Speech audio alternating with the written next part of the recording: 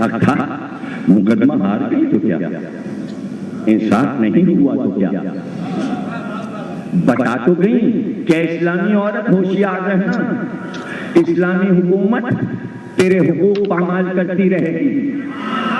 वो दिन और आज का दिन पामाल नहीं हो रहे थे तो फिर हो क्यों रहे मुताले। इस मसले का उठना ये बता रहा है कि औरतों के हुकूक छीने गए हैं। चूंकि इस्लाम फितरती मजहब है तो अव्वल रोज से अल्लाह ने जितने अंबिया भेजे वहीं से औरत के हुकूक साथ साथ चले। 16 साल के इब्राहिम थे, 14 साल की सारा थी, खाला की बेटी थी। अजीब बात यह हुई कि हजरत इब्राहिम अमीर नहीं थे, माँ बाप मर चुके थे और वतन छोड़ा था, तो क्या जमीनें और क्या जानवर सब कुछ छोड़ना पड़ा। लेकिन शादी के बाद जनाब सारा बहुत अमीर थी, बड़ा बाकर मकदार में जहेज दिया बाप ने, और खुद जनाब सारा के अपने रेवड़ और जानवर और गले थे, कई हजार भेड़ बकरियां थी। एकदम जनाब इब्राहिम अमीर हो गए। पता चला जब भी इस्लाम का आगाज हुआ अल्लाह ने एक दौलतमंद खातून को नबी की ज़ौजा बनाया ताकि इस्लाम चले। अरे है अभी क्या कर रहे थे, मौजू को खत्म कर दिया तमीज़ वाला, लेकिन फिर उससे मुताल्लिक एक जुमला आ गया। अब आप इजाजत दे तो हम फिर वो जुमला उधर मजबूत कर दें। भाई कभी ऐसा नहीं हुआ इब्राहिम से लेकर मोहम्मद तक, जब इस्लाम का आगाज होने लगा तो अल्लाह ने दौलतमंद खातून से नबी की शादी करा दी ताकि इस्लाम का काम चले।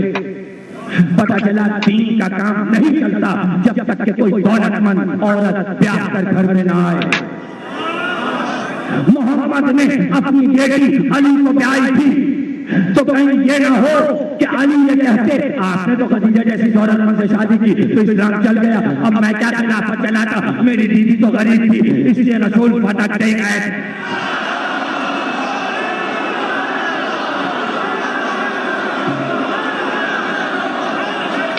अब सुन लो कि हुकूमत हमें क्यों नहीं मिली, इसलिए नहीं मिली कि फतह छीन लिया, अली कुछ न कर पाए या तलवार चलाते, और तलवार से फतह लेते तो लोग कहते तलवार से लिया, लड़के लिया, छीन के लिया। ये कौन कहता अली का हक था? नहीं समझे। अगर लड़ते फतह के लिए तलवार तो भाई तलवार मशहूर है 3 चीजों के लिए निकलती थी, जर, जमीन, जन, फतह। जर भी है, जमीन भी है, जन भी है। अली तलवार उठाकर बचा गए कि इस्लाम में न जर, न जमीन, न जन।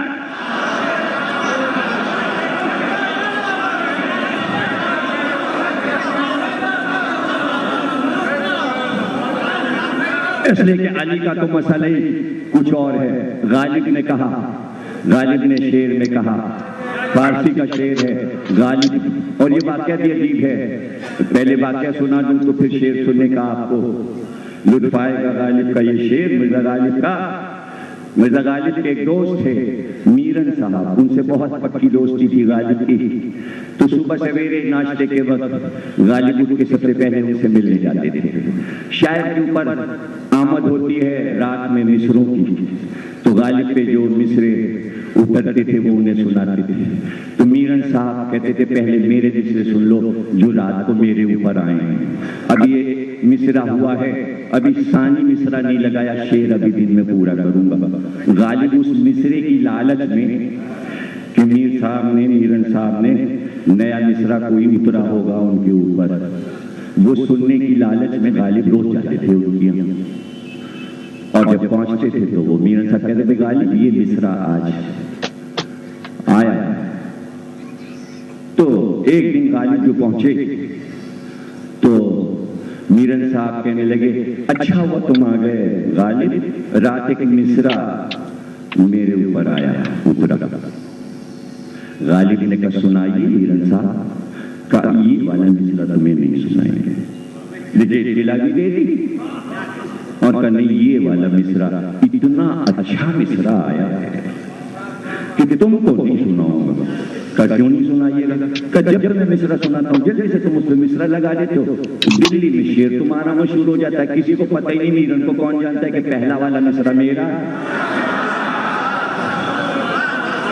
अब ये मिसरा मुझ पे ऐसा आया है कि ये शेर मैं अपने नाम से रखना चाहता हूँ, इसलिए सानी मिसरा भी मैं ही लगाऊंगा और मुझे मालूम है तुम्हें सुना दूंगा, दर्द से तुम अभी मिसरा लगा दोगे और शेर अपना लोगे। अब तो गालिब का तजस्सुस कहाँ पहुंचा दिया मीरन साहब। अब तड़पने लगे मुझी की तरह गालिब, कहने मैं आपसे वादा कर रहा हूँ कि मैं मिसरा नहीं लगाऊंगा, लेकिन मिसरा खुदा के लिए सुना दीजिए, अब तो मेरा तजस्सुस बढ़ गया। कदे को गालिब वादा किया तुमने, मिसरा मैं सुनाई देता हूँ, मिसरा ना लगाना। नहीं मैंने, लेकिन मैं बिल्कुल वादा करता हूँ। कदा तो सुनो, मिसरा ये हुआ, अस्पो जनो शमशीर वफादार कसेदी। भाई ये तो देर हो गई मुझे सुनाने में, वाकया तो बहुत तेज हुआ, वाकया बहुत जल्दी हुआ, हमने देर कर दी। तर्जुमा करना है ना बच्चों के लिए फारसी का।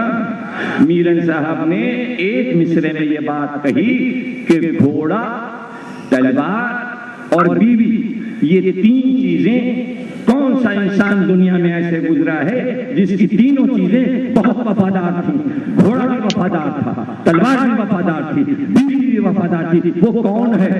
कसेदी। कहीं देखा गया ऐसा आदमी? अस्पो जनो शमशीर वफादार कसेदी। कहीं देखा गया ऐसा आदमी जिसका घोड़ा, जिसकी तलवार, जिसकी बीवी, तीनों चीजें वफादार हो? अस्पो देर हो गई मुझे कहने में। इधर मीरन ने मिसरा पड़ा, गालिब ने हत्थे पर कुर्सी के हाथ मारा और उसके खड़े हो गए और बेकरार हो गए और मिसरा तो हो गया। मीरन सा अस्पो जनो शमशीर वफादार कसेदी वल्ला अली अली अली।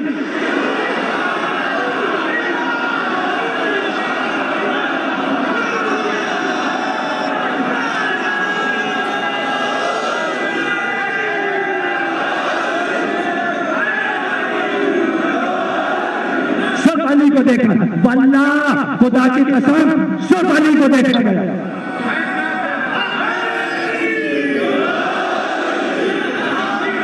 सिर्फ अली को देखा गया, सिर्फ अली को देखा गया, सिर्फ अली को देखा गया। तीन चीजें थी ना ऊपर, अश्क, जन, शमशीर, तो तीन बार का बल्ला। आप जरा सनद को देखिए और गालिब की बेकरारी देखिए। उन पे मिसरा उतरा तो उन पे भी मिसरा उतरा। वाकया छोटा सा है लेकिन पता चला अली वालों का जमात किस तरह रास्ते में रहता है। जहन हम आहंग कैसे रहता है। इसके अलावा मिसरा क्या था? कौन है? किसका नाम हो? कुछ वो हैं जिनके पास घोड़ा था ही नहीं, कुछ वो हैं जिनके पास तलवार थी ही नहीं, और अब बीवियों पे तो मुंह खुलवाइए ना। इसमें तो खामोशी रखिए, इसमें तो खामोशी रखिए। आयत हो कुरान की या हदीस? न मीरन साहब आयत और हदीस से हटे, न गालिब आयत और हदीस से हटे। जाइए बाब फजाइल अली, सही बुखारी, सही मुस्लिम में पहले ये हदीस रखी है। साद इब्न अबी वक्कास कहते हैं तीन फजीलतें अली को ऐसी मिली कि अगर हमें मिल जाती तो 100 ऊंटों से बेहतर था। उसमें पहली बात यही थी कि अली की शादी नबी की बेटी से हो गई। फातिमा ज़हरा से अली की शादी हो गई। पहली फजीलत तो ये है जो किसी को नहीं मिली। तो सही बुखारी में हदीस का इस्तिखारा देखकर ऐ इमाम इस्माइल बुखारी तुमसे पूछूं कि जब तुम ये हदीस लिख रहे थे कि साद इब्न अबी वक्कास ने ये बात कही कि ज़हरा की शादी अली से हो गई, तो उस वक्त इस्तिखारे में ये भी पूछ लेते अल्लाह अगर हो गई तो क्या हुआ? और भी तो 3 बेटियां थीं।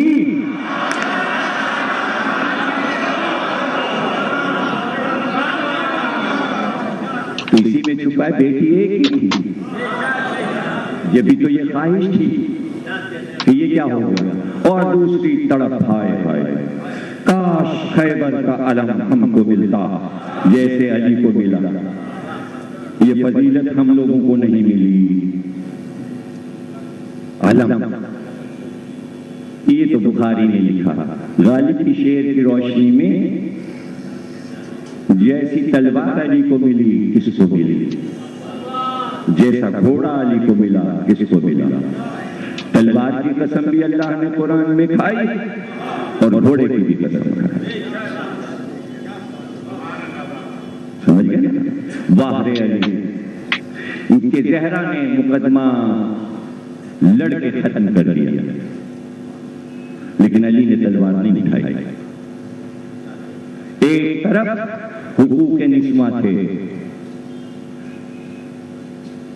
और वो नहीं मिले, औरतों का उनका हक नहीं मिला जिसका मुतालबा ज़हरा ने किया था। उसके बिल्कुल मुकाबिल एक चीज थी। अगर वो चीज उसके मुकाबिल ना होती तो अली तलवार निकाल लेते। ज़हरा ने आके कहा कि देखिए भाई, ये आपकी उम्मत ने हमारा हक छीन लिया, या अली बस अब आप क्यों खामोश हैं, निकालिए जुल्फ़िकार का। तुम कहती तो निकालते। तो अगर वो तलवार निकलती भी तो हुकूक निस्मा के लिए निकलती, इसलिए कि तमाम बेवाओं का हक ले लिया गया था। और अली लड़ते, अली चले, जुल्फ़िकार निकाल दरवाजे तक पहुंचे। कहा तुम कह रहे हो हम जा रहे हैं। शहजादी आप कहती हम जाते, तलवार उठाते, जिन करते, चले दरवाजे तक पहुंचे थे कि मुअज्जिन ने अज़ान दी। उसने कहा मोहम्मद रसूलुल्लाह, अशहदु अन्ना मोहम्मद रसूलुल्लाह। अली वहीं पे रुक गए। कहा भाई ये सोच लीजिए आप, ऐ बिन्ते मोहम्मद सोच लीजिए, आपके कहने से तलवार तो हम चलाएंगे, हक तो हम ले लेंगे, लेकिन एक बात बता देते हैं, तलवार चलेगी तो फिर अजान में आपके बाप का नाम नहीं रहेगा। अब आप ये बताइए कि आप अजान में अपने बाप का नाम चाहती हैं या चाहती हैं कि तलवार चले। काबुल हसन वापस आ जाइए। कुछ समझे। ज़हरा और उनकी औलाद इसलिए चुप बैठी है कि मसला मोहम्मद रसूलुल्लाह का है। फिर उसके बाद किसी इमाम ने फाइल नहीं खुलवाई, मसला मोहम्मद रसूलुल्लाह। हमें तो मालूम है कि हम अगर फदक पे लड़ने लगे तो बात मोहम्मद रसूलुल्लाह तक आ जाएगी। बड़ी गहरी बात है, कहां सबके समझ में आएगा। कौन समझेगा ये कानूनी नुक्ता। भाई झगड़ा जब होता है तो कोई ना कोई तो फैसला होता है। अब आप नहीं समझना चाह रहे तो हम ना समझे, तकलीफ का वक्त खत्म हो गया, मसाइल पर आ गए, फिर हम फटक में आपको समझा देंगे। और अगर एक जुमले में आप समझ गए तो देखिए शायद आप समझ जाए बात को। आज अगर ये मुकदमा दोबारा कोर्ट में लाके लड़ा जाए तो अदालत कहेगी कहां है फटक जिसके लिए लड़ रहे हो, कहां है वो जमीन, किस बात पे लिखा है फटक, पता नहीं कहां, हमें क्या पता। तो कहेंगे जाइए मुकदमा आपका खारिज। और हम बाहर अगर मुतालबे करेंगे, जुलूस निकालेंगे, बैनर लगाएंगे तो सूरत हाल कुछ और हो जाएगी। सूरत हाल ये हो जाएगी कि बात बढ़ते बढ़ते बढ़ते बढ़ते अजान तक आ जाएगी। अली वलीउल्लाह तक आ चुकी, नहीं समझ में आया। हमें तो मालूम है कि कहां तक बढ़ सकती है। अरे जब तिरपन इस्लामी, और इससे ज्यादा क्या मैं जुमला कहूं बात को समझाने के लिए, 53 इस्लामी मुल्कों की मौजूदगी में नार्वे में जब कार्टून बन सकते हैं तो अजानबंदी हर बात। अभी नहीं समझे, अभी नहीं समझे। जब मोहम्मद की शक्ति का कार्टून बर्दाश्त कर सकते हैं मुसलमान, तो क्या हिंदुस्तान में अजानों पे पाबंदी नहीं लग जाए? तो क्या कर लिया, क्या कर लिया आपने? अमेरिका जब हर मुल्क में उतर जाएगा और आपके अजानों को बंद कर देगा तो आप क्या करोगे? इसी को तो बचा रहे कि ये नौबत ना आए, इसीलिए इत्तेहाद के नारे लगाते हैं। इसीलिए कहते शिया सुन्नी भाई भाई, इत्तेहाद बैनुल मुस्लिमीन, इसलिए इत्तेहाद के सब एक रहो।